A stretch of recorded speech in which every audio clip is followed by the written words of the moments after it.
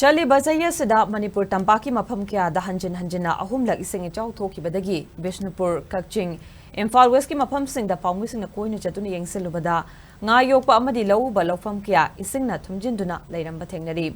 Lofam Kya Isingna Tumjin Kibasana Hanjin Low Sinba Siba Amadi Isingi Imaika Hena Wang Labana Nga Sing Chatkibadagi Amangata Kya Topana Lomi Ngamee Shing Kokta Khut Hapnari Tokriba Ichao Sinamaram Oina Ngamee Shing Yaifanana Bahonariba Lukayama Chaiteng Fangli Bishnupur District Manung Chanba Thinungai the Laiba Integrated Pisciculture cum Livestock Farming Cooperative Societies Limited के President Ngamee Rapam Chandra Hasna Fongdorakibada Department of Corporation gi Mateng dagi NCDC dagi loan puraga nga yokpada thadakibani Nga Shing asi yolaga loan singadaba du ising pathoktuna nga loina chatkrabanina karamna loan singani khanbada awaba potlum ama oiri maramaduna NCDC na Ngamee Shing loan asi kokpinaba apel toragli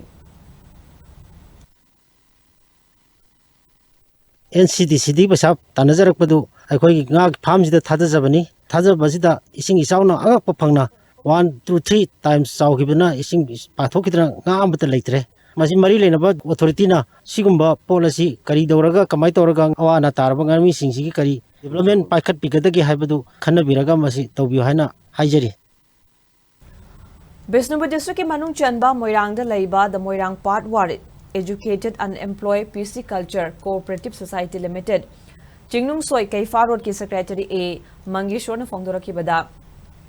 NCDC ki instruction matungina lakliba October thada loan sindoknanaba sem saduna lakibani adubu lukpa crorama hena sendong phangadra khaluba adu ngayok farm sing loina pathokrabanina loan lowraga ngayok luba Ngamee Shing Kokta Khut Happa haibadu yauna thawaiwanare maramasane NCDC amadi lengang namiyang changbiduna Ngamee Shing da mating pangbiu haina fongdorakli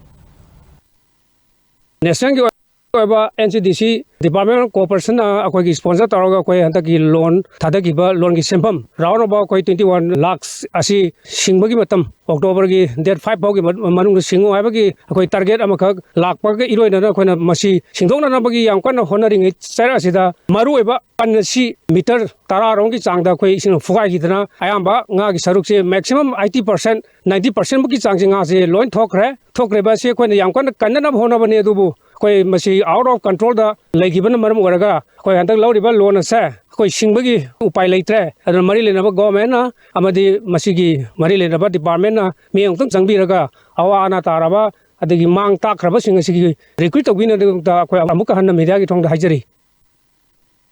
Kakching District Manung Chanba Nongmai Khongda Laiba the Progressive Paddy cum Pisciculture Farming Cooperative Society Limited Nongmai Khongi Secretary Salam Joy na Fongdorakibada Society asigi Ngamee Shing na ngayok liba pumlen pat amadi arongda hauji ngayok liba labuki pali mathakta marol ani thokna kharaba fawbada ising thumjili maramasina ngayo alaga sendongna loan singani khalamba adu nga sing loan chatkrabanina loan singba ngamgadra ngamloidra khangdre Ngamee Shing gi awaba yengnaga lengangna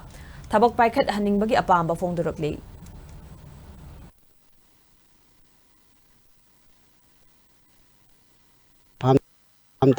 Tawjariba akoisi NCDC dagi loan lawraga pharmacy tawjabani ising changna marmaraga hapa thal ani khagalaba phawbasida ngamna bahona bani adubu laiba ising ichawsina marmaraga nga ji sijilakpasu toktaba amasung chongbasu toktaba nga machinjak thakpadasu charaktaba asina marmaraga akhoi nga ji lemang hidara lemam maroidara haipose akhoi khanba yamna awaba moire maramasina akhoi loan singbasi ngamgadoba mandre aduna lenga kimeke dagi haiba loan asi kokpiyu haiduna akhoi leingakki pukning chingsinlakli